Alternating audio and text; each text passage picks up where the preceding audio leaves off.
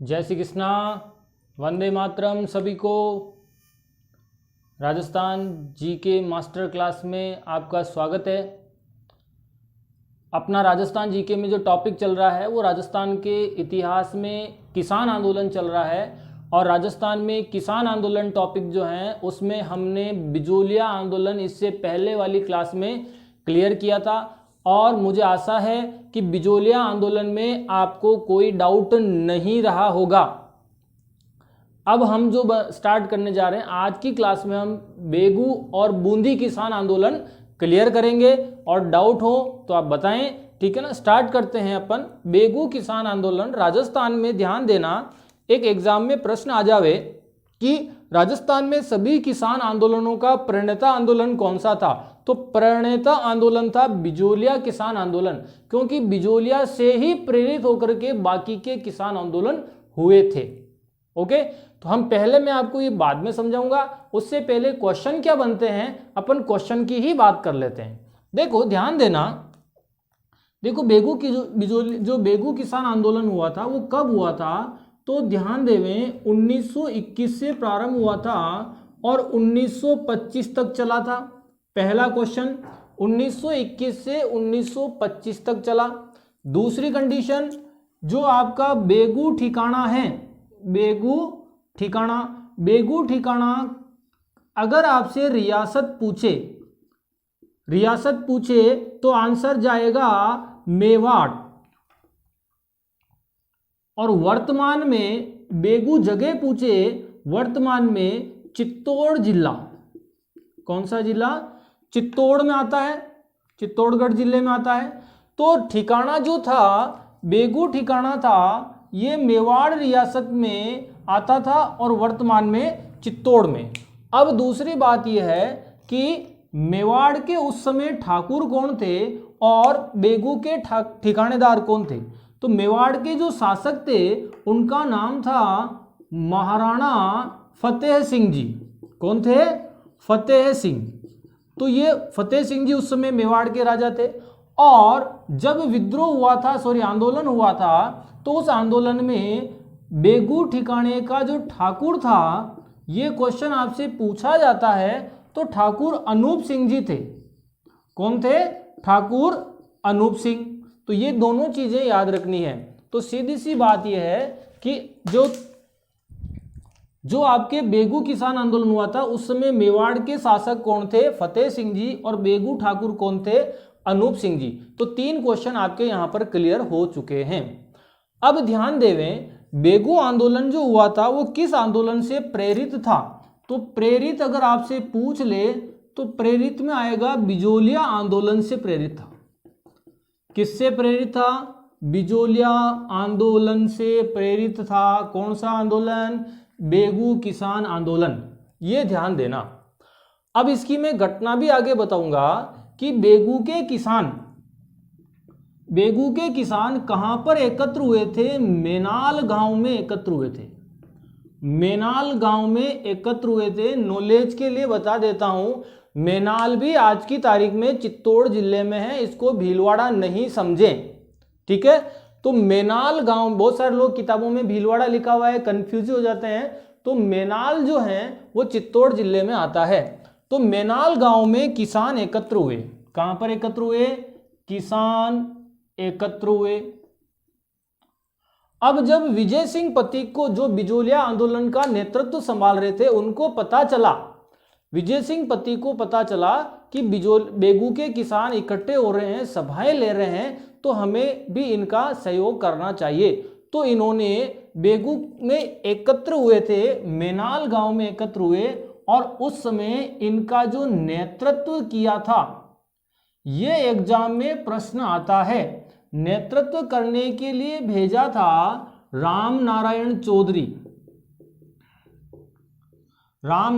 चौधरी। ये ध्यान रखना, एग्जाम के लिए बहुत ज्यादा इंपॉर्टेंट प्रश्न है कि बेगू किसान आंदोलन का सबसे पहले जो नेतृत्व किया था, यानी कि ये पहला नेतृत्व है, सबसे पहले नेतृत्व किया था। सेकंड नंबर पर नेतृत्व किया था तो पहले number Ramnarayan Chaudhary, second number जो नेतृत्व करने वाले हैं उनका नाम है विजय सिंह पथिक। कौन है? विजय सिंह पथिक ने नेतृत्व किया था। यह भी मैं आगे समझाने वाला हूं, पहले क्वेश्चन क्लियर करें। जिस प्रकार बिजोलिया किसान आंदोलन में 5 लोगों के नाम आते नेतृत्व में, साधु सीताराम दास, विजय सिंह पथिक, माणिक्यलाल वर्मा, ठीक है, जमनालाल बजाज और हरिभाऊ उपाध्याय, ऐसे 5 व्यक्तियों के जो नाम आते हैं, उसी प्रकार आपको बेगू किसान आंदोलन में 2 नेतृत्वकर्ता के नाम याद रखने, रामनारायण चौधरी और विजय सिंह पथिक। आंदोलन कब हुआ था? तो आंदोलन की डेट पूछे तो 1921 में प्रारंभ हुआ था और 1925 में समाप्त हो गया था। सबके समझ में आ रहा होगा? डाउट है तो लेके आए, कमेंट बॉक्स में डालें, ठीक है, हम क्लियर करेंगे। ठीक है, अब ध्यान दें, तो इन्होंने नेतृत्व किया, तो 2 लोग नेतृत्व करने वाले आ गए। अब आपसे बाय द वे पूछ लेवे कि रामनारायण चौधरी का नेतृत्व कब से कब तक था? तो इनका नेतृत्व 1921 से 1923 था और इन्होंने नेतृत्व 1923 में संभाला और 1923 तक ही रहा इनका नेतृत्व। इसके बाद विजय सिंह पथिक को 5 साल की जेल हो गई थी वर्जित साहित्य रखने के आरोप में और इनको उदयपुर जेल में बंदी बना के रखा गया था। बात समझ में आ गई? अब 3 शब्द और मैं आपको बताने वाला हूं, ध्यान से समझना। जो बेगू किसान आंदोलन हुआ था, बेगू किसान आंदोलन हुआ था, तो मेनाल गांव में सभी किसान एकत्र हुए और इन्होंने कहा था कि हमारी जब तक फसल का जो हमारा भूमि बंदोबस्त नहीं किया जाए, यानी कि बेगू में रामनारायण चौधरी के नेतृत्व में इन्होंने डिमांड रखी थी कि भूमि बंदोबस्त किया जाए। क्या किया जाए? भूमि बंदोबस्त किया जाए। भूमि बंदोबस्त क्या होता है? कमेंट बॉक्स में डालें, भूमि बंदोबस्त क्या होता है? तो ध्यान देना, भूमि बंदोबस्त किसे कहा जाता है? एक बार कमेंट बॉक्स में भी डालें, मैं आपको क्लियर कर रहा हूं। भूमि बंदोबस्त का मतलब होता है कि भूमि को किसानों के नाम पर खातेदारी करना, रजिस्ट्री करना। आ रहा समझ में?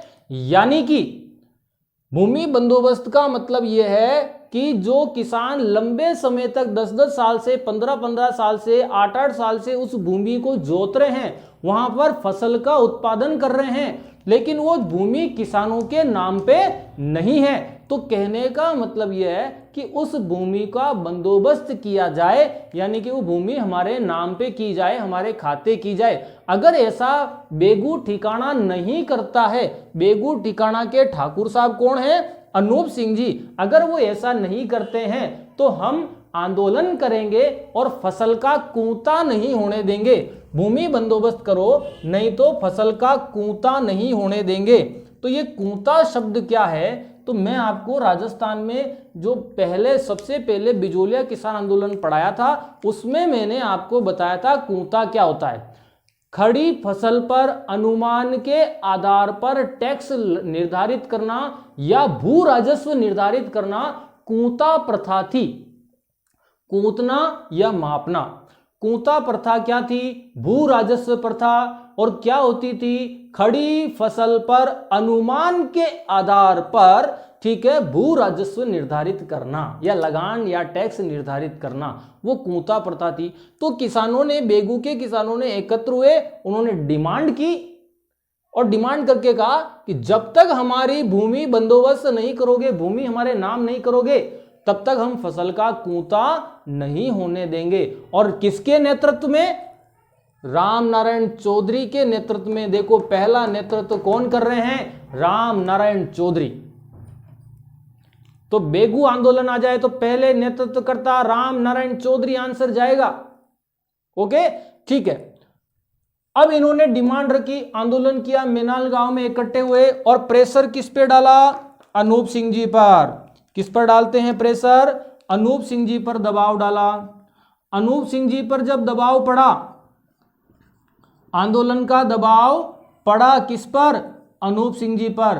तो अनूप सिंह जी ने 1923 में, अनूप सिंह जी ने 1923 में क्या कर ली?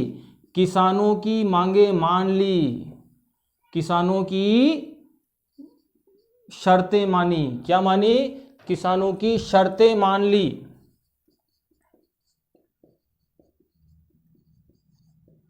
किसने? ठाकुर अनूप सिंह ने।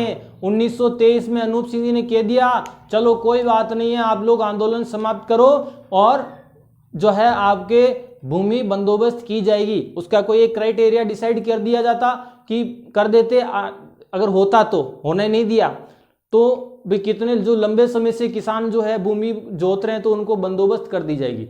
बंदोबस्त का मतलब समझ में आ गया? खातेदारी करना। तो 1923 में किसानों की शर्तें मान ली। तो अब मेवाड़ के शासक कौन हैं? महाराणा फतेह सिंह जी। और जब महाराणा फतेह सिंह जी को पता चला, महाराणा फतेह सिंह जी को क्या चला? पता चला कि अब जो है अनूप सिंह जी अपने हाथ में नहीं है, किसानों की बातें मान रहे हैं, ठीक है ना। तो इसलिए अब जो है बेगू ठिकाने को अपने अंडर में करना पड़ेगा। तो ध्यान देना, तो किसानों की शर्तें मानी।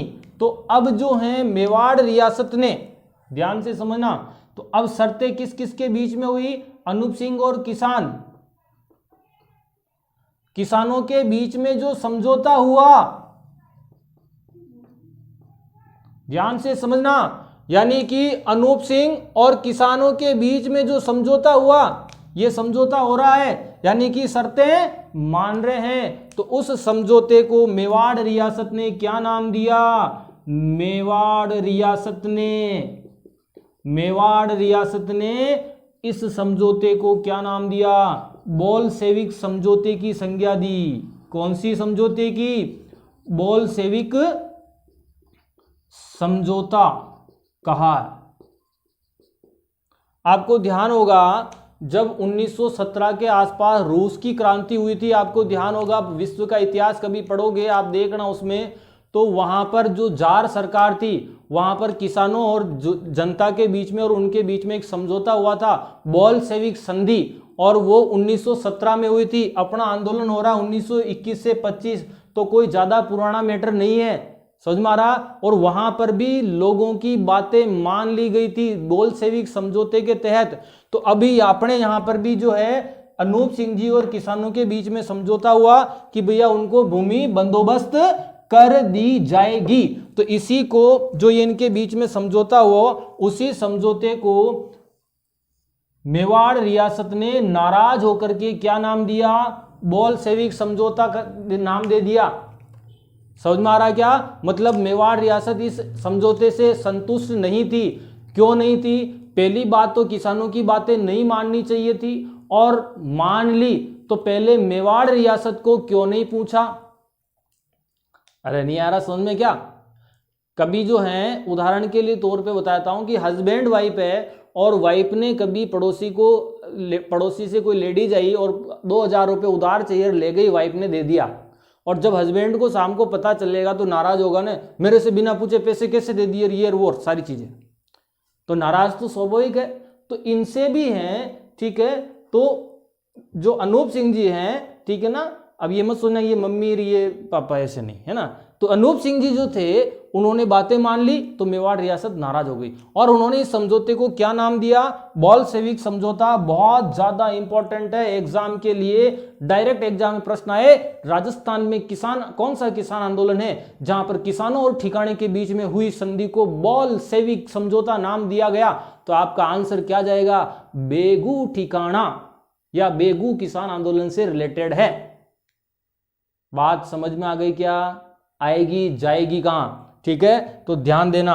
तो बोल्शेविक समझौता। अब क्या हुआ कि मेवाड़ रियासत नाराज हो गई साहब, यानी कि फतेह सिंह जी जो हैं असंतुष्ट हो गए। तो मैं आपको यहां पर समझा देता हूं, इस समझौते से फतेह सिंह, मेवाड़ महाराणा फतेह सिंह असंतुष्ट हुए। फतेह सिंह जो है उसको नहीं लिखते हैं, बार बार अपन डायरेक्ट मेवाड़ लिखते हैं।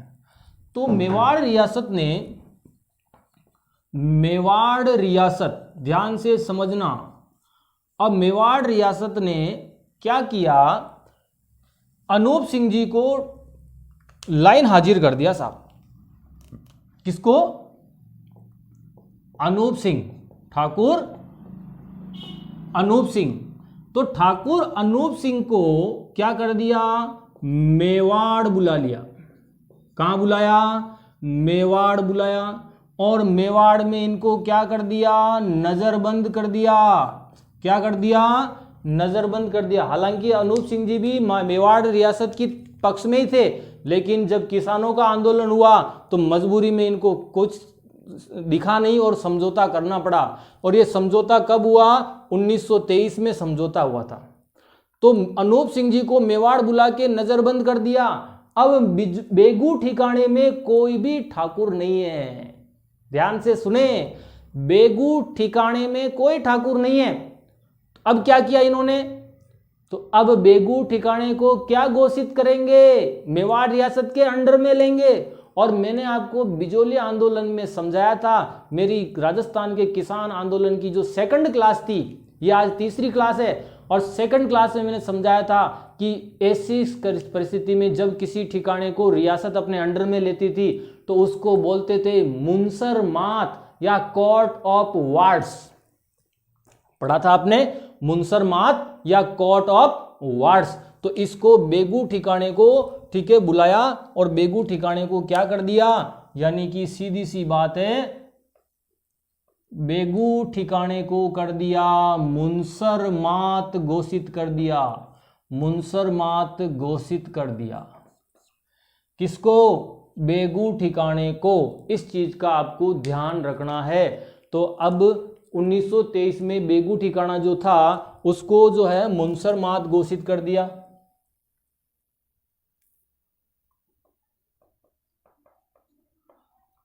और मुंसर मात घोषित करके यहां का मुंसरिम नियुक्त किया लाला अमृतलाल को। मुंसरिम नियुक्त किया लाला अमृतलाल को, लाला अमृतलाल।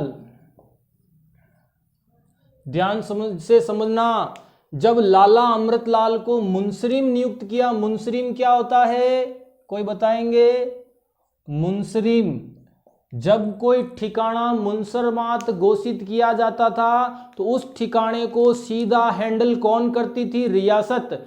अब रियासत का कोई भी बंदा जिसको वहां पर कंट्रोलिंग के लिए भेजा जाता था, वहां के विद्रोह को दबाने के लिए, लोगों से लगान वसूल करने के लिए, चाहे कुछ भी हो जाए, तो ऐसे व्यक्ति को मुंसरिम बना के नियुक्त करके भेजा जाता था। अब वो जो है अपने हिसाब से उस आंदोलन को कैसे समाप्त करता है या लोगों से टैक्स कैसे वसूलता है, वो उसके ऊपर डिपेंड करता है।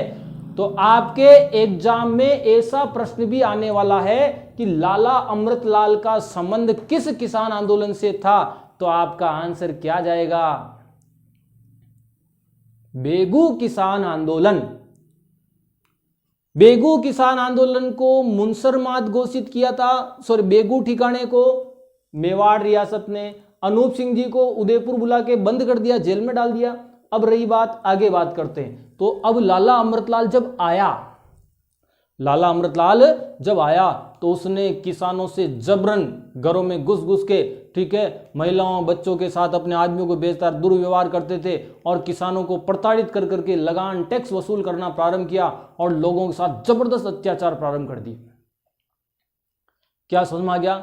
तो अब किसान आंदोलन और तेजी से बढ़ गया और ये आगे बढ़ा। तो अब आगे कैसे क्या बढ़ा, आगे क्या घटना हुई है, वो मैं समझाने वाला हूं। मुझे स्पेस चाहिए तो एक बार आप इसका स्क्रीनशॉट ले लें, फिर मैं इधर इधर वाला मैटर क्लियर कर रहा हूं, ठीक है ना। तो एक बार इसका स्क्रीनशॉट ले लें आप।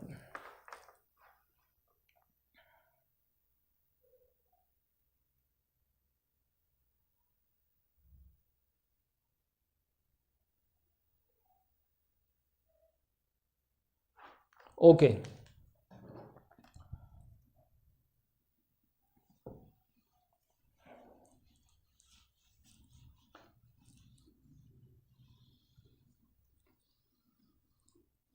बोल्शेविक समझौता, ध्यान रखें, बोल्शेविक समझौते का संबंध किस किसान आंदोलन से है, तो आंसर जाएगा बेगू किसान आंदोलन से। अब इधर ध्यान देना, अब बेगू का नेतृत्व कौन संभाल रहे हैं, रामनारायण चौधरी। बेगू का नेतृत्व कौन संभाल रहे हैं, रामनारायण चौधरी। किसके कहने पर, विजय सिंह पति के कहने पर आए थे, क्योंकि उस समय सर्वे सर्वा नेता कौन थे किसानों के, सबसे बड़े विजय सिंह पति की थे। तो विजय सिंह पति के कहने पर रामनारायण चौधरी संभाल रहे थे। अब जो है आंदोलन तीव्र गति से चला बेगू में। अब जब मेवाड़ रियासत पर प्रेशर पड़ा, मेवाड़ रियासत पर जबरदस्त दबाव पड़ा, तो मेवाड़ रियासत ने कहा कुछ तो सॉल्यूशन निकालना पड़ेगा भैया। तो मेवाड़ रियासत ने ट्रेंच अधिकारी भेजा। मेवाड़ रियासत ने क्या भेजा? ट्रेंच अधिकारी। ये एग्जाम में प्रश्न आया हुआ है कि ट्रेंच अधिकारी का संबंध किस किसान आंदोलन से था, तो आंसर जाएगा बेगू किसान। बूंदी में भी आया था लेकिन वो इतना हाईलाइट नहीं था। तो बेगू किसान आंदोलन में ट्रेंच अधिकारी। अब ये ट्रेंच अधिकारी क्या होता था कमेंट बॉक्स में डाले, जिसको नॉलेज है डालें, मुझे खुशी होगी। ठीक है, तो ध्यान से सुने ट्रेंच अधिकारी कौन होता था। तो इस ट्रेंच अधिकारी को अभी क्लियर कर लेते हैं। ट्रेंच अधिकारी किसको कहा जाता था? तो ट्रेंच अधिकारी होता था भूमि बंदोबस्त अधिकारी। भूमि बंदोबस्त अधिकारी, भूमि बंदोबस्त अधिकारी। जब किसानों का आंदोलन तीव्र गति से हो गया, सब हमारे को खेत नाम पे करो, भूमि हमारे रजिस्ट्री करो, हमारे नाम करो, भूमि बंदोबस्त करो, समझ में आ रहा है? नहीं तो हम आंदोलन करेंगे, फसल का टैक्स नहीं देंगे, कूता नहीं करेंगे। तब मेवाड़ रियासत पर प्रेशर पड़ा। 1923 में ट्रेंच अधिकारी को भेजा गया। ट्रेंच अधिकारी होता था भूमि बंदोबस्त अधिकारी। अब इसका काम क्या था सुने।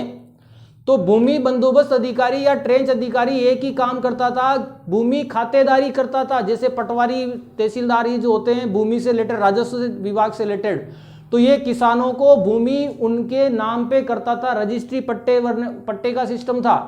तो ये खातेदारी करने वाला अधिकारी था ट्रेंच अधिकारी, जिसको भूमि बंदोबस्त अधिकारी कहा जाता है।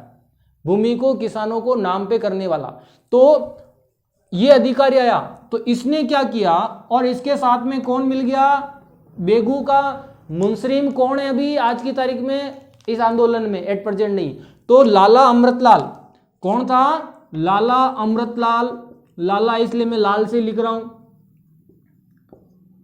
और लाल खतरे का निशान होता हमेशा। और ये दोनों बेगू वाले, बेगू ठिकाने में खतरे के खिलाड़ी थे। तो ट्रेंच अधिकारी और लाला अमृतलाल ने एक मीटिंग बिठाई, सभी किसानों को एकत्र किया और किसानों को बोला कि जिस जिसको समस्या है वो व्यक्तिगत रूप से आके बताए। जिस जिस किसानों को समस्या है, इन्होंने क्या कहा कि तुम लोग आ जाओ। एक मीटिंग टाइप बिठा दिया, सभा बिठा दी। किसान साइड में, ये साइड में है। अब किसान के साथ इनकी क्या बात होती है, अदर किसान से कोई लेना नहीं, व्यक्तिगत रूप से समस्या आके बताओ।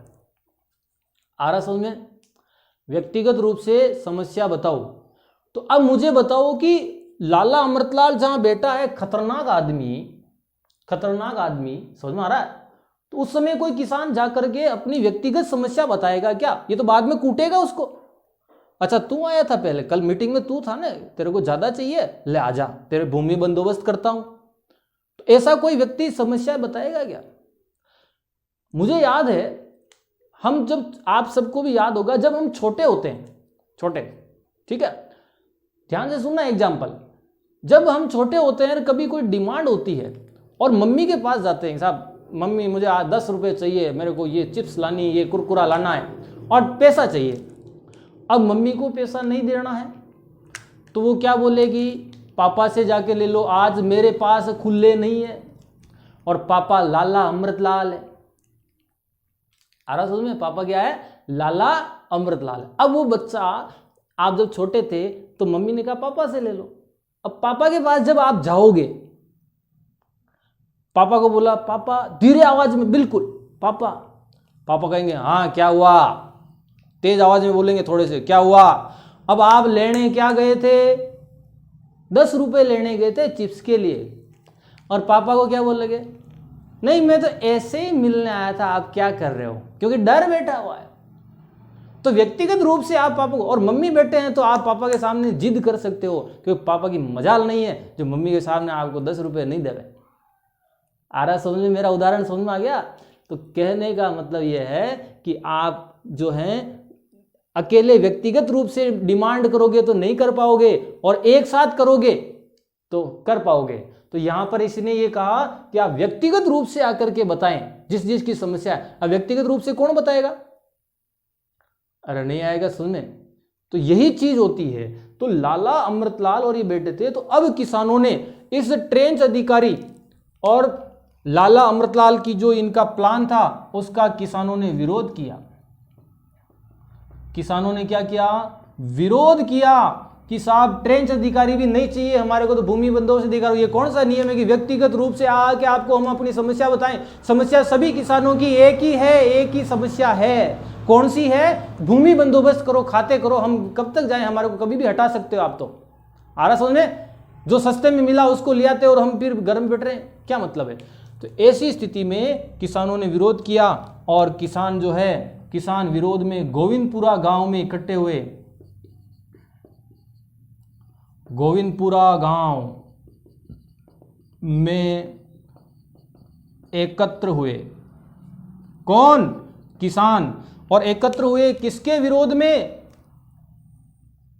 लाला अमृतलाल और सर ट्रेंच अधिकारी के विरोध में आंदोलन कर दिया और गोविंदपुरा गांव में एकत्र हुए और गोविंदपुरा हत्याकांड हो गया साहब। गोविंदपुरा हत्याकांड ये एग्जाम में बहुत पूछा जा रहा है और गोविंदपुरा हत्याकांड की डेट पूछी जा रही है। तो डेट है 13 जुलाई 1923 को। 13 जुलाई 1923 को गोविंदपुरा हत्याकांड हुआ था। एग्जाम में प्रश्न आता है गोविंदपुरा हत्याकांड किससे रिलेटेड है? तो आंसर करोगे बेगू किसान आंदोलन से। गोविंदपुरा में एकत्र हुए और ट्रेंच अधिकारी के कहने पर सारी किसानों की भीड़ को सेना ने घेर लिया।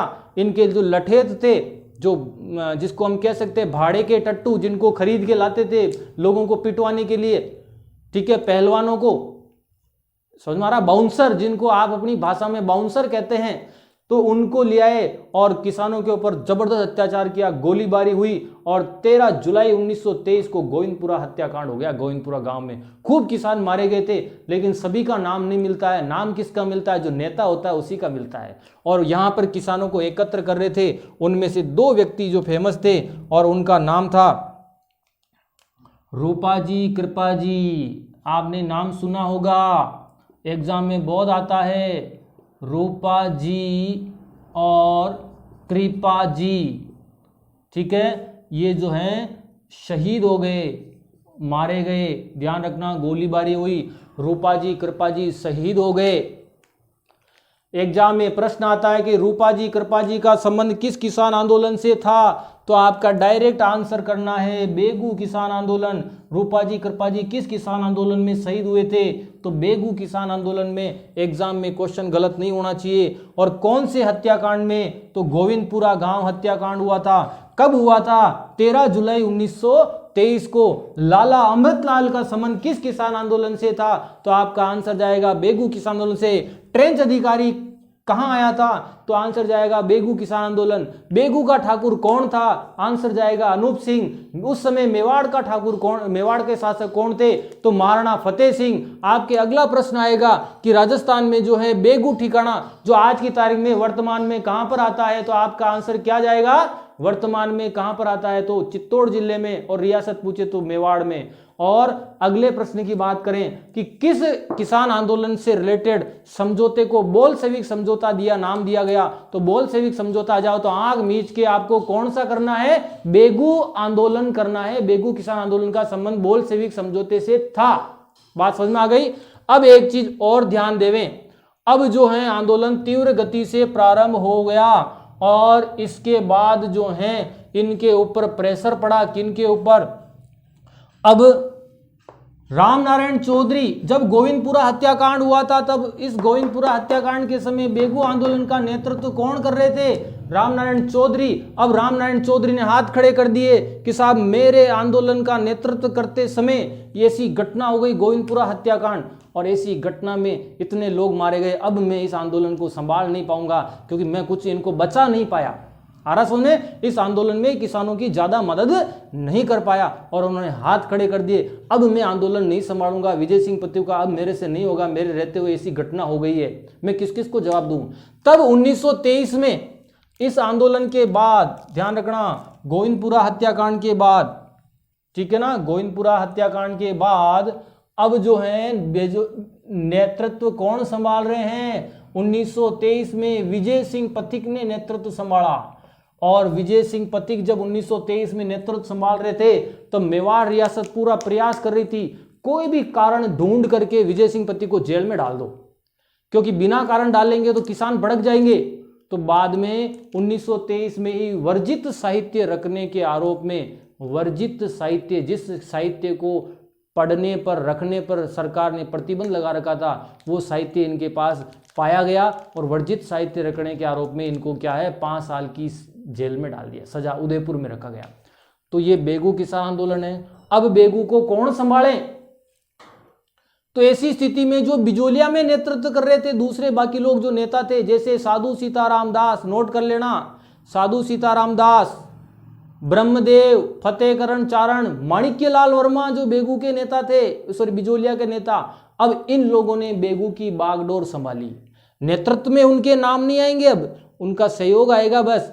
साधु सीताराम दास, माणिक्यलाल वर्मा, फतेहकरण चारण, ब्रह्मदेव जो बिजोलिया से रिलेटेड थे, अब वो बेगू में। क्यों? क्योंकि बेगू आंदोलन के दोनों नेतृत्वकर्ता रामनारायण चौधरी भी सहयोग कर रहे हैं लेकिन नेतृत्व नहीं संभाल रहे हैं। रामनारायण चौधरी ने नेतृत्व कब छोड़ा? 1923 में। कौन सी घटना के बाद? गोविंदपुरा हत्याकांड के बाद। आ रहा क्या समझ में? आ रहा क्या? इस बात का आप ध्यान देना। क्या चीज क्लियर हो गई? ठीक है। और 1925 तक आते आते बाद में किसानों की कुछ मांगे मान ली गई। कुछ किसानों को जो लंबे समय तक भूमि जोत रहे थे उनको भूमि नाम कर दी गई और उसके बाद ये आंदोलन समाप्त हो गया। और अपने जो बेगू और बूंदी आंदोलन पढ़ने हैं उसमें आपका बेगू आंदोलन समाप्त हो गया।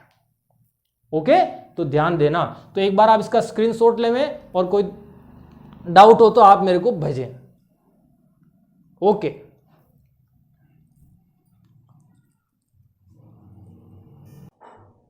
बेगू किसान आंदोलन की समाप्ति के बाद, बेगू किसान आंदोलन की समाप्ति के बाद अपन बात कर रहे हैं बूंदी किसान आंदोलन। पहले तो मैं इसके जो क्वेश्चन आते हैं वो आपको इंपॉर्टेंट चीजें क्लियर कर देता हूं, फिर इस आंदोलन को अपन आगे पढ़ेंगे। तो ध्यान देना कि बूंदी किसान आंदोलन का अगर आपसे समय पूछ ले, बूंदी किसान आंदोलन का आपसे समय पूछ ले तो आपका इसका आंसर क्या जाएगा? 1926 से 1943 तक चलेगा। कुछ बुक्स में जो है 1923 लिखा हुआ है 26 की जगह, वो चीज भी मैं क्लियर करूंगा। और इसका जो आंदोलन का नेतृत्व संभाला था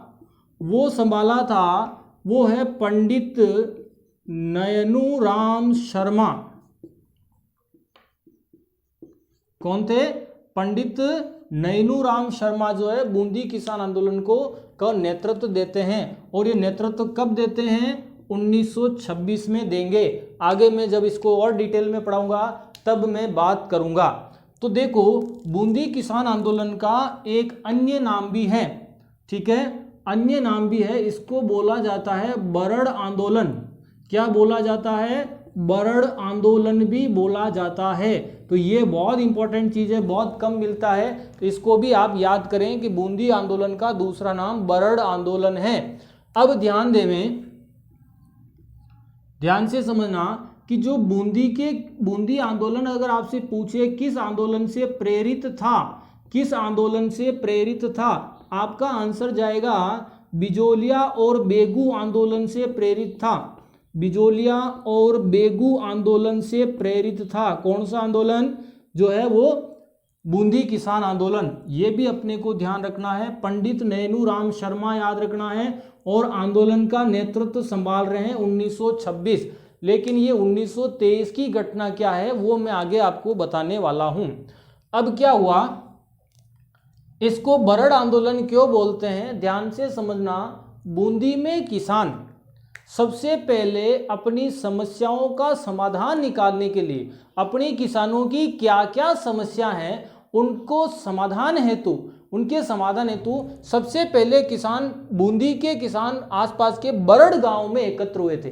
कौन से गांव में एकत्र हुए? बरड़। तो इसीलिए इस आंदोलन का नाम पड़ गया बरड़ आंदोलन। लेकिन ये आंदोलन नहीं कर रहे थे, इनके साथ एक घटना हो गई थी। कैसे हुई आगे मैं बात करने वाला हूं कि बरड़ जो आंदोलन है, यानी कि किसान एकत्र हो रहे थे और अब जब बिजोलिया और बेगू आंदोलन से ये लोग प्रेरित हुए, क्या हुए, प्रेरित हुए, तब ऐसी स्थिति में जब प्रेरित हुए तो इन्होंने क्या किया, बेगू और बिजोलिया से प्रेरित हुए तो इन्होंने अपनी समस्याओं के समाधान के लिए जगह जगह एकत्र होना प्रारंभ किया, अलग अलग गांवों में। और उस समय बूंदी रियासत और आसपास के ठिकानों के जो ठाकुर थे वो इनसे असंतुष्ट थे। किनसे? इन किसानों से जो अपनी समस्याओं के लिए आंदोलन नहीं कर रहे हैं, ये सभाएं ले रहे हैं। और सभाएं लेना प्रारंभ किया 1923 से, इसीलिए कहीं कहीं पर 1923 लिख रखा है। अब 23 आवे 26 आवे, वो किस कंडीशन में करेंगे मैं आगे क्लियर करने वाला हूं, ध्यान से समझे। तो अब जो हैं बूंदी के किसान अलग अलग जगह पर एकत्र हुए, बूंदी के किसान अलग अलग जगह पर एकत्र हुए और अपनी समस्याओं के समाधान के लिए सभाएं ले रहे थे। जैसे बरड़ में ली, कहीं और जगह ली। तो ये जब सभाएं ले रहे थे, आंदोलन नहीं किया, भी हमारी समस्या रखेंगे। अब क्या हुआ, जब सभाएं ले रहे थे ऐसी स्थिति में ये लोग डाबी गांव में एकत्र हुए। कहां पर एकत्र हुए? डाबी गांव में एकत्र हुए। ये ध्यान देना, ये डाबी गांव में एकत्र हुए और यहां पर जो है सेना ने और ठिकाने के ठाकुरों ने अपने आदमी भेजे, रियासत के आदमी भेजे। और डाबी गांव में जब ये किसान अपनी समस्याओं के समाधान के लिए जब सभाएं ले रहे थे तो इनको चारों तरफ से घेर के गोलीबारी कर दी गई। तो ध्यान देना, अब आपके डाबी हत्याकांड होता है। डाबी हत्याकांड होता है और डाबी हत्याकांड की जो डेट पूछी जाती है, डाबी हत्याकांड की डेट पूछी जाती है, डाबी गांव में घटना हो गई है और वो आती है आपके 2 अप्रैल 1923 को डाबी हत्याकांड हुआ था। ये बहुत ज़्यादा इंपॉर्टेंट है, वेरी वेरी इंपॉर्टेंट एग्जाम के हिसाब से, और पूछा जा चुका है, तारीख तक पूछेगा। बात समझ में आ गई क्या? तारीख तक पूछेगा। तो 2 अप्रैल 1923 को डाबी हत्याकांड हुआ था। और डाबी हत्याकांड में जो शहीद हुए थे, जो किसानों के नेता थे, उनमें 2 व्यक्तियों के नाम आते हैं। एक आते हैं नानक जी भील। कौन आते हैं? नानक जी भील। और एक आते हैं देवालाल गुर्जर। तो ये 2 व्यक्ति जो हैं यहाँ पर शहीद हुए थे, किसानों के नेता। ध्यान रखना, ये शहीद हुए थे।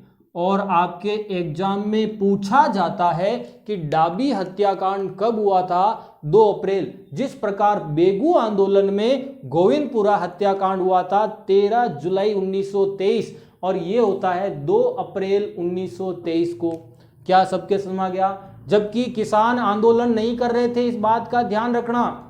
अब सुने, लोग कंफ्यूज कहाँ होते हैं कि एग्जाम में किताबों में बूंदी किसान आंदोलन की डेट दे रखी है 1923 से 1943। ध्यान देना, गवर्नमेंट की ऑथेंटिक बुक्स में जो लिखा हुआ है कि बूंदी आंदोलन लगभग 17 साल चला था। कितने चला था? 17 वर्ष चला था। तो अब आप 1926 से 43 निकालें, 17 वर्ष होंगे, पहली कंडीशन। दूसरी कंडीशन कि जब 1923 में ये आंदोलन नहीं हो रहा था, ये तो किसान डाबी गांव में एकत्र हुए और इनको घेर करके गोलीबारी कर दी गई। तो 1923 में तो इन्होंने आंदोलन किया ही नहीं, तो इस आंदोलन की डेट 1923 नहीं जाती है, पहली कंडीशन। दूसरी कंडीशन, जब ये किसानों पे अत्याचार हो गया तो अभी तक बूंदी के किसानों का कोई बड़ा नेतृत्वकर्ता नहीं मिला था, नेतृत्व कोई संभाल ही नहीं रहा था 1923 में। तो धीरे धीरे आंदोलन, किसानों की समस्याएं बढ़ती गई, जो भी अत्याचार, जगह जगह इनके ऊपर अत्याचार प्रारंभ हो गए। तब 1926 में, कब? 1926 में इस आंदोलन का नेतृत्व किसने संभाला? पंडित नैनूराम शर्मा ने। मैं आपको नॉलेज के लिए बता दूं, पंडित नैनूराम शर्मा का संबंध कोटा से था। कहाँ से था? कोटा से था। हाड़ौती प्रजामंडल, कोटा प्रजामंडल, हाड़ौती प्रजामंडल 1934, कोटा प्रजामंडल 1939। इन प्रजामंडलों के संस्थापक कौन है? पंडित नैनूराम शर्मा ही थे। और सबसे बड़ी बात बताऊं, इन एक पुलिस में थानादार की नौकरी थी। पंडित नैनूराम शर्मा पुलिस की नौकरी छोड़ करके आंदोलन में आए, थानेदार की पोस्टिंग थी, तो ध्यान रखना। और बाद में इनकी 1940 के आसपास इनकी हत्या कर दी गई। किनकी? पंडित नैनूराम शर्मा की इनकी हत्या करवा दी गई। तो ये पंडित नैनूराम शर्मा बूंदी किसान आंदोलन को संभाल रहे हैं। क्या सबके समझ आ गया? तो इन्होंने नेतृत्व कब संभाला? 1926 में। जब नेतृत्व संभाला तो किताबों में 1926 से 1943 लिखा हुआ है। अब मेरी रिक्वेस्ट है, मैंने बहुत चीज़ें सर्च की, बहुत किताबें देखी है, तो किसी बुक में 1923 लिखा हुआ है, 1926 भी लिख रखा है। अब मेरी आपसे रिक्वेस्ट है, अगर आपके बूंदी किसान आंदोलन का समय पूछे तो 1926 जरूर देखना। 4 ऑप्शन में 1926 और 1923 हो तो भी 1926 करना, ठीक है ना। और अगर 1926 नहीं हो तो 1923 करना, और 1923 नहीं हो तो 26 करना। बात समझ में आ गई? तो 1926 पहली प्राथमिकता। अगर आपसे पूछ ले कि डाबी हत्याकांड की डेट, तो 2 अप्रैल 1923। उस समय किसान आंदोलन नहीं कर रहे थे, उस समय किसान केवल सभाएं ले रहे थे, मीटिंग। तो इसलिए 2 अप्रैल 1923 आंसर जाएगा अगर डाबी हत्याकांड पूछे तो। और इसका थोड़ा देख लेना जो मैंने आपको समझाया था, अभी बता रहा हूं, क्लियर कर रहा हूं। तो आपके पंडित नैनूराम शर्मा, ठीक है, नेतृत्व करने वाला हो गया। अब यहां पर जो आपसे पूछा जाता है कि इस आंदोलन में जो है कौन शहीद हुए, तो नानक जी भील शहीद हुए और साथ में देवालाल, ये 2 बड़े किसानों के नेता थे, इसलिए इनके ही नाम आते हैं, बाकी के नाम नहीं मिलते हैं, ये ध्यान रखना। अब एग्जाम में अगर प्रश्न आ जावे कि कौन से किसान आंदोलन में किसान जो है झंडा गीत गाते हुए वीर गति को प्राप्त हुए, तो इन्होंने झंडा गीत गाते हुए, ठीक है, वीर गति को प्राप्त हुए। कौन? नानक जी भील। अब आपसे एक प्रश्न एक्स्ट्रा, आपसे पूछे कि झंडा गीत किसने लिखा था किसान आंदोलन के समय, तो आंसर करना विजय सिंह पथिक। ये झंडा गीत जो भारत का जो अपन वो गीत गाते हैं, जनगण मन वाला राष्ट्रगीत, उसकी बात नहीं कर रहा हूं। ये किसान आंदोलनों में, किसानों में जागृति के लिए जो झंडा गीत जो लिखा था वो विजय सिंह पथिक ने लिखा। आपसे पूछे कि झंडा गीत गाते हुए कौन वीर गति को प्राप्त हुए, तो आपका आंसर जाएगा नानक जी भील। क्या सबके समझ में आ गई? देवालाल गुर्जर का भी नाम साथ में आ सकता है, टेंशन नहीं लेनी। तो झंडा गीत गाते हुए नानक, आपसे डायरेक्ट पूछता है नानक जी भील का संबंध किस किसान आंदोलन से था? आंख मीच के आपको बूंदी करना है। जिस प्रकार बेगू आंदोलन में रूपा जी कृपा जी हमने पढ़ा था। क्लियर है? आगे बात करते हैं। अब और इंपॉर्टेंट बात अगर देखे जाए तो अब ये आंदोलन तीव्र गति से प्रारंभ हो गया था। पंडित नैनूराम शर्मा ने सहयोग किया, नेतृत्व संभाला और धीरे धीरे चलता रहा। और 1943 में किसानों की बातें मानी गई और ये आंदोलन 17 वर्ष चला था। जिस प्रकार बूंदी बिजोलिया आंदोलन 44 साल चला था, उसी प्रकार ये 17 वर्ष चला और बाद में आंदोलन समाप्त हो गया था। अब आपके एक प्रश्न और बनता है, उसका भी हम जिक्र करते हैं। देखो, पहला प्रश्न तो आता है कि इस आंदोलन में महिला और बच्चों ने बढ़ चढ़कर भाग लिया था। अगर आपसे पूछे कि किस किसान आंदोलन में महिला और बच्चों ने बढ़ चढ़ करके भाग लिया, तो आपका आंसर करना है बूंदी किसान आंदोलन। दूसरा प्रश्न बनता है कि बूंदी किसान आंदोलन में किस महिला ने महत्वपूर्ण भूमिका निभाई थी, तो अंजना चौधरी। कौन है? अंजना चौधरी। एग्जाम में प्रश्न आ चुका है, इस बात का विशेष ध्यान रखना एग्जाम में। और ये प्रश्न भी एग्जाम में आया नहीं, लेकिन आने के पूरे चांस है। अंजना चौधरी जो थी, रामनारायण चौधरी की पत्नी थी।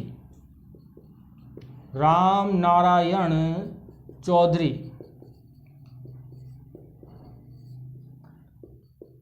की पत्नी थी। तो अंजना चौधरी ने महिलाओं का नेतृत्व संभाला और इस आंदोलन में महत्वपूर्ण भूमिका निभाई। क्या निभाई? महत्वपूर्ण भूमिका या रोल अदा किया था। किसने? अंजना चौधरी ने।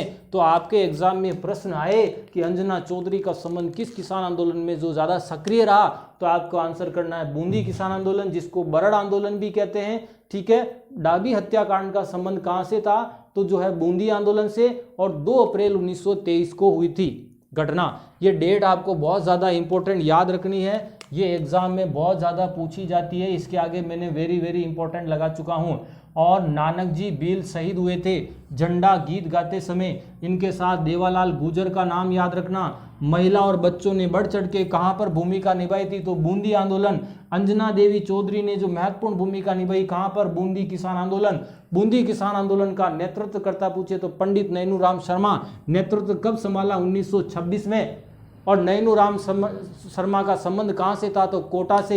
ये वही नैनूराम शर्मा हैं जिन्होंने 1934 में हाड़ौती प्रजामंडल की स्थापना की थी और 1939 में कोटा प्रजामंडल बनाया था, और ये थानादार की पोस्टिंग में थे, और बाद में उन्होंने नौकरी छोड़ करके किसान आंदोलन में भाग लिया और बाद में इनकी हत्या करवा दी गई थी।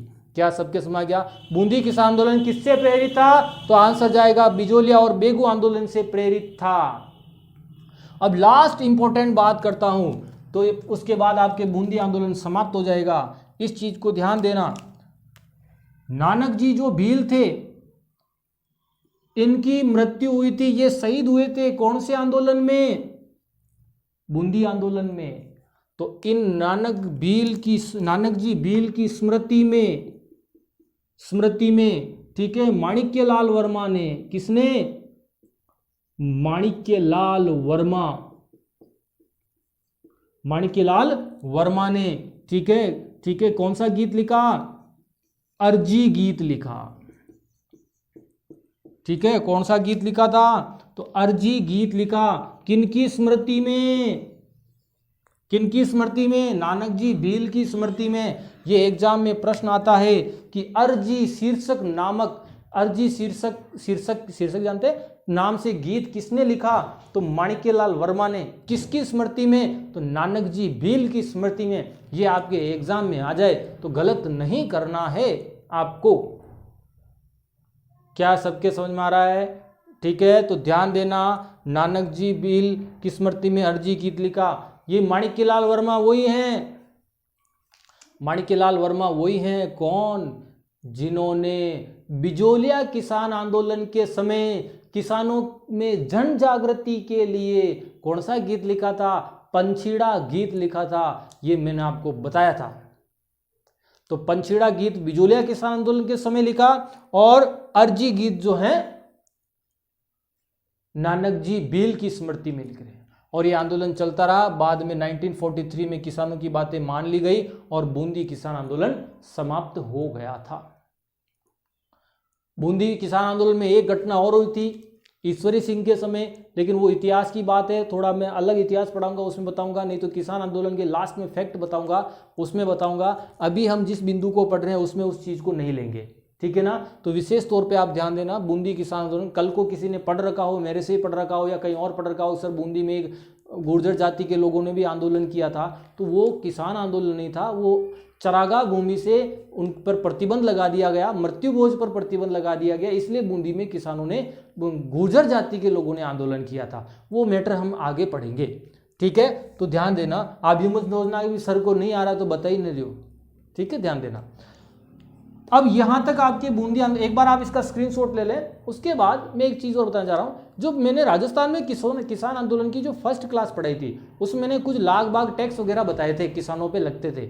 उसमें से मैं एक खालसा भूमि आपको बताना भूल गया था, और एक स्टूडेंट ने मैसेज भी डाला है, उनको बहुत बहुत धन्यवाद। कि मैंने उनको बोला भी था कि मैं नेक्स्ट क्लास में आपका ये क्लियर करूंगा। तो खालसा भूमि क्या थी और खालसा से रिलेटेड और क्या क्वेश्चन आते हैं, 5 मिनट में वो आपको क्लियर करवा देता हूं। उसके बाद फिर अपन नेक्स्ट आगे बात करेंगे। एक बार इसका स्क्रीनशॉट लेवे।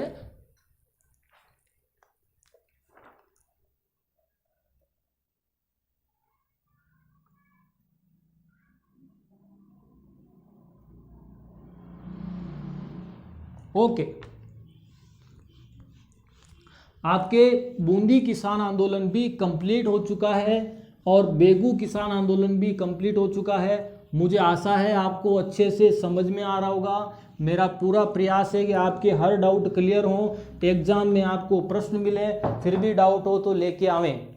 किसी भी बुक से पढ़ रखा हो, किसी भी व्यक्ति टीचर से पढ़ रखा हो, किसी भी इंस्टीट्यूट से पढ़ रखा हो, किसी भी ऐप से पढ़ रखा हो, डाउट है तो लेके आएंगे। सर आपने ये पढ़ा है और उसमें ये लिख रखा है, तो उसका डाउट मैं आपको क्लियर करूंगा। टेंशन नहीं लेनी है, नहीं लेनी है, नहीं लेनी है, ध्यान रखना। अब आगे बात करते हैं, जो मैडम हैं और जो बाकी और जो भी स्टूडेंट्स हैं उनका इस डाउट क्लियर कर रहा हूं कि खालसा क्या होता था। देखो राजस्थान के जीके में खालसा के 3 अर्थ होते हैं, 3 अर्थ निकलते हैं खालसा के। इन तीनों को अच्छे से समझ लेना और बाद में नोट भी कर लेना चाहो तो। देखो एक तो होती थी खालसा, होती थी राजकीय भूमि। राजकीय, एक सेकंड आपको ग्रीन दिखेगा नहीं, देखो खालसा होती थी राजकीय भूमि।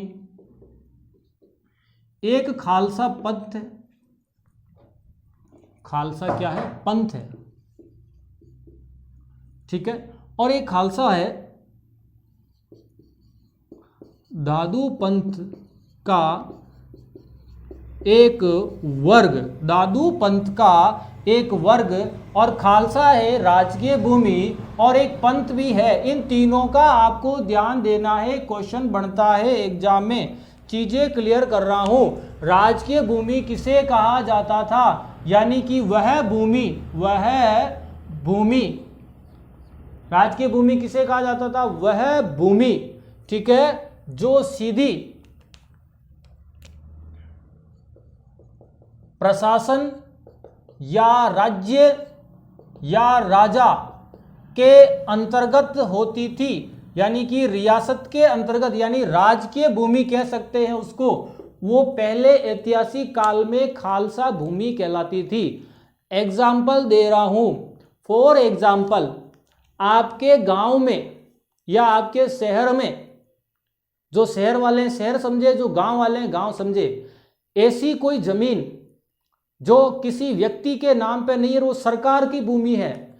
जैसे आप कोई शहर में और यूआईटी का प्लॉट है, गांव में है और पंचायत की भूमि है, ऐसी भूमि जो सरकार के अंडर में होती थी, यानी सरकार का नियंत्रण होता था, वो चाहे जो करे, वो कहलाती थी खालसा भूमि।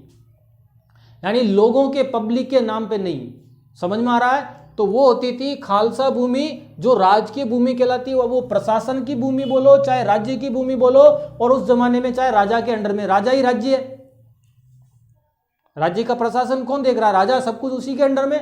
तो ये ध्यान देना, वह भूमि हो गई। एक पंथ होता है सिखों का पंथ, सिख समाज का एक पंथ होता है, सिख समाज का, वो भी खालसा। वो नहीं बोलते वाहेगुरु दी खालसा, जो बोले सो निहाल, सत श्री अकाल, बोलते नहीं बोलते, बिल्कुल। हर धर्म के अपने अपने जो भी हैं नियम कानून हैं और अपने धर्म को मानने वाले हैं। सबसे बढ़िया बात है, विश्व के अंदर भारत ही ऐसा देश है जिसमें सभी धर्म के लोग हैं और सभी धर्म के अपने हिसाब से अच्छे से रह रहे हैं, कोई टेंशन नहीं है, ठीक है ना। तो और बड़ी खुशी होनी चाहिए कि आपका, मेरा और सभी जो हम इंडिया में रह रहे हैं, हमारा जन्म भारत में हुआ है। नहीं तो अब तक पता नहीं कितने राती जगह हो जाते अगर दूसरे देश में होते तो, ठीक है। राती जगह का मतलब समझ में आ गई, 2 राती जगह, 3 राती जगह। जैसे बर्थडे नहीं मनाते हम, तो यहाँ खुशी से बर्थडे मनाते, 45 साल के हो गए 45वां बर्थडे, 41वां बर्थडे, 35वां बर्थडे, 5वां बर्थडे। और दूसरी जगह होते ना तो 45वां राती जगह, 33वां राती जगह, 6ठा राती जगह, उठावना, ऐसे चलते। आप, हम बहुत खुश हैं, ठीक है। ईश्वर को धन्यवाद देना चाहिए। आप किसी भी धर्म के हो, हम भारत के अंदर है और हम बहुत खुश हैं, ठीक है, ध्यान रखना। अब देखो, खालसा पंथ हो गया सिख समाज से रिलेटेड। अब दादू पंथ का एक उपवर्ग है, ये भी इंपॉर्टेंट क्वेश्चन है। तो खालसा के 3 अर्थ निकलते हैं, 2 अर्थ में समझा चुका हूं। और दादू पंथ क्या है, जब संत दादू दयाल ने दादू पंथ की स्थापना की थी, नारायणा या नरेना जयपुर में दादू पंथ की स्थापना की, तो संत दादू दयाल की मृत्यु के बाद इनके शिष्य में अनबन हुई, आगे चल के सब अपने अपने विचार बदल गए और दादू पंथ को 5 भागों में विभक्त कर दिया गया। कितने भागों में, और दादू पंथ के 5 वर्ग बन गए। कितने वर्ग, और 5 वर्गों की अगर मैं बात करूं कौन कौन से हैं, एक है खालसा नाम है, इसके रूल्स नियम कुछ अलग हैं, ठीक है। एक है विरक्त, एक है उत्तरादे, एक है खाकी और एक है नागा वर्ग। तो ध्यान देना, ये एग्जाम में पूछा जाता है, जो अच्छे से जिनकी राजस्थान जीके का संपूर्ण जीके आता है उसमें पूछा जाता है, इनमें से 3 ऑप्शन देके पूछता है कि कौन सा एक दादू पंथ का उपवर्ग है या नहीं है। अगर पांचों याद है तो करके आओगे, नहीं है तो नहीं करके आओगे। तो ये याद रखना। तो ये खालसा के हमने 3 अर्थ पढ़े थे। जिन मैडम ने ये क्वेश्चन किया था उनको बहुत बहुत धन्यवाद। मैं इसी क्लास में डाउट क्लियर कर रहा हूं कि राजकीय भूमि होती थी खालसा का एक अर्थ, ठीक है, जो सरकार के अंडर में होती थी, और पंथ, एक खालसा पंथ सिख समाज से रिलेटेड है, और दादू पंथ का एक उपवर्ग भी है जिसको खालसा कहते हैं। एग्जाम में जो भी ऑप्शन हो वो आपको करना है। एक तो खालसा उपवर्ग हो गया, विरक्त हो गया, उत्तरादे हो गया, खाकी हो गया और नागा वर्ग हो गया। तो ये दादू पंथ के 5 उपवर्ग। मुझे आशा है आपको अच्छे से मेरी क्लासेस समझ में आ रही है, और कोई डाउट हो तो बताएं, ठीक है। और मेरी क्लासों को शेयर करना नहीं भूलें, सब्सक्राइब करना नहीं भूलें। मैं चाहता हूं कम समय में ज़्यादा से ज़्यादा लोगों तक मेरी क्लासें पहुंचे, इसलिए आपसे रिक्वेस्ट है, जितने लोग आपके ग्रुप बने हुए हैं, आपके व्हाट्सएप ग्रुप हो, कोई इंस्टाग्राम ग्रुप हो, चाहे फेसबुक हो, आप उनको मेरे लिंक जरूर शेयर करें। अगर आप मेरी क्लासें आपको समझ में आ रही हो तो रिक्वेस्ट आपसे, जितने ज़्यादा लिंक शेयर करोगे उतनी ज़्यादा जो है मेरी क्लासें सब तक पहुंचेगी, और जो है लोग जो हैं उनको अच्छा जीके और व्यवस्थित जीके उनको मिलेगा। तो आप अपने जितने भी मिलने वाले हैं, जितने भी ग्रुप्स बने हुए हैं, प्लीज़ रिक्वेस्ट है उनको मेरा इस ग्रुप का मेरे चैनल का लिंक शेयर करें, ताकि उनको अच्छे से सारी चीज़ें डाउट क्लियर हों। कम समय में ज़्यादा लोग जो हैं उसको पढ़ें, जीके को अच्छी चीज़ें पढ़ें। हर चीज़ का प्रमाण दूंगा मैं अगर आपको डाउट लगेगा तो। और अभी तक बहुत सारे लोगों को मैं प्रमाण दे चुका हूं, जिनके एग्जाम में कोई रिट लगती है, कोई क्वेश्चन में दिक्कत आ जाती है, तो डायरेक्ट मेरे को मैसेज डालते हैं कि सर मैंने ये गोला किया था, आपने ये पढ़ाया और उसने आंसर की ये मानी, तो उसका प्रमाण मैं देने के लिए तैयार हूँ, टेंशन नहीं लेवे, ठीक है ना। अब ये चीज़ें आप क्लियर करें, और उसके बाद अब अपनी जो नेक्स्ट क्लास होगी आगे के किसान आंदोलन हम पढ़ेंगे, ठीक है। तो मुझे आशा है मेरी आज की क्लास आपको समझ में आएगी, ठीक है। और इसी तरह मेरे से जुड़े रहें, मेरी क्लासों को शेयर करें। Okay, thank you, Vande Mataram, जय श्री कृष्णा। स्क्रीनशॉट लेना चाहे तो ले सकते हैं।